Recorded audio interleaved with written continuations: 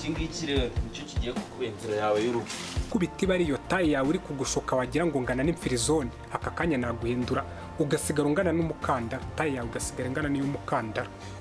Ngiye kumva numva kimwe mu byo ambwiye cyamubabaje ni uko mwaryamanye, we waryamanye na mushiki. Njyewe njyamana na mushiki wanjye ngiye kugukubita iwe iyo tayi yawe leta ingana nk'urufuka rw'amasaka rw'ibirija. Nta soni iyi uwo mutwe ngiye kukana mu gihe nk'uruno rw'urufe neza.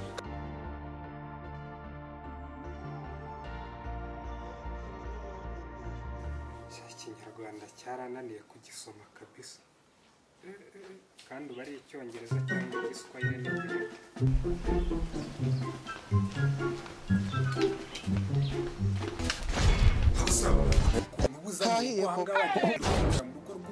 Pfakazi cyangwa uri kwinjira ahantu hatatuwe aho mu matongo nta n'isoni koko.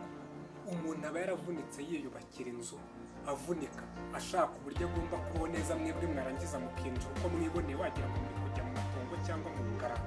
Aha ngaha ni mu ngarama, dore n'ukuntu kimbuje no kwisomera igitabo narindi gusoma. Nuza winjira mu gipangu cy'umuntu utanakomanze wagira ngo uri kujya mu ngarane, cyangwa aha ngaha ni ibishinga uzanye ku bindi. Umva nkubwire rero, iba aho uvuye nta muco uhari, aka kanya nakwigisha umuco. Hano ukuntu kaba kizana wagira n'ikinyabupfura wagira ngo katorejwe muri bote.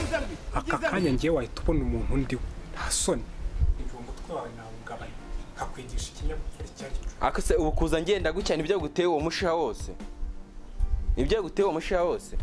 Mwese uza mu nzu yandese cyangwa uza mu gipangu cyane, ureba ukuntu uba wikoze ukaza nta no gukomanga uciye kuri gate hari, ubundi si ikikuzanye ni igiki. Ibyo tubyihorere. Icyangenzaga ngiye ndagira nkubaze ibibazo mushiki wanjye afite niwe wabimuteye. Umva nkubwire, nushake kunkora mu bwonko unyibutse bya mushiki wawe, kuko uramutse unyibukije bya mushiki wawe nagukubita iba ariyo tayi yawe uri kugushuka wagira ngo ngana n'imfirizone. Aka kanya naguhindura ugasigara ungana n'umukandara, tayi yawe ugasigara ingana n'iy'umukandara. Nuko ibibazo mushiki wanjye afite ni wowe wabimuteye. Ibyo byose urimo kwivugisha ngo urankubite. Ubu bunini bwanjye ubugire nk'umukandara, ahubwo uraje mbona ngiye kugukubita iwe iyo tayi yawe leta ingana nk'urufuka rw'amasaka rw'ibirija.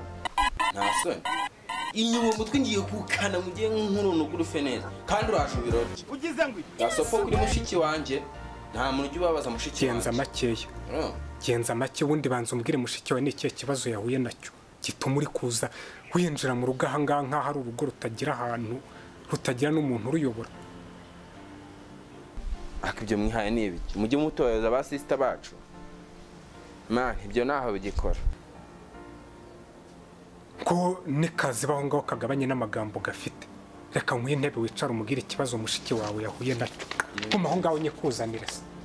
Ko nikicazwe ko kicarwa umwobo cyangwa bakadashaka kwicara gatumuka kagenda iwawe. Ase ko ufite ibitutsi byinshi. Uzi ko wagira ngo ufite impamyabushobozi, wahajya ufite azero rwose mu bitutsi. What? Jesus is Lord.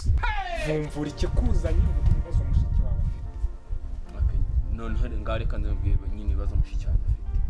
Mushiki wanjye nta kirya, nta gakinwa, nta gakiryama, kandi we mwakundanaga. None ndashaka umubwira se cyamuteye ibyo byose. Ndashaka menye ngo ibyo bibazo byose afite ni iki cyamuteye, kandi we mwakundaga. Ndumva ubwo afite bikeni, ahubwo ningize ngo mu byo ugiye kumbwira ngo ugiye no kumbwira yuko atakena nyara. Nicyo cyakaba yari ikibazo gikomeye cyane. Ibibazo byose afite ni we wabimuteye. Njyewe mbimutera gute? Ni we wabimuteye. Si ushaka ko mubwira ikibazo afite se? Ibibazo byose mushiki wawe afite ni we wabimuteye. Ndabyemera ko nkundana na mushiki wawe nubwo ubu ngubu twarekanye. Ariko impamvu yatumye mureka ni uko twaganiriye nsangiza ubuzima bwe bw'amateka ye yose, ubuzima yaciyemo bwose. Ngiye kumva numva kimwe mu byo ambwiye cyamubabaje ni uko mwaryamanye, we waryamanye na mushiki. Njyewe njyamana na mushiki wanjye. None se ni mushiki wanjye uriya ko njye nari inshuti nawe. Ibyo rero nkimara kubyumva, tetwa ibyo nkimara kubyumva byanteye ikibazo bituma mbatusha. Iyo shoke rero nagize yatumye mba muretse, nubwo ntazi ko namuretse burundu. Gusa ntiwumve nkubwira ngo naramuretse ngo ugire ngo nzakorohera. Ubu ngiye gukora igishoboka cyose njye nawe nkugeze mu butabera bakurikirana ubwo bugizi bwa nabi wagiriye mushiki wawe. Nta soni. Ubwo rero uransuzugwe kuko nsanze mu rugo rwawe. Uranyifatiye umuteye inda ubonye umwana utazashobora kumurera, ubwo ibyo byose ugiye kubimpirikiraho. Muteye inda se mu bikuzanya hanga basanze atwite. Njye sindana ryamana na mushiki wawe, njye nabatijwe na Gaburiyeli Mutagatifu.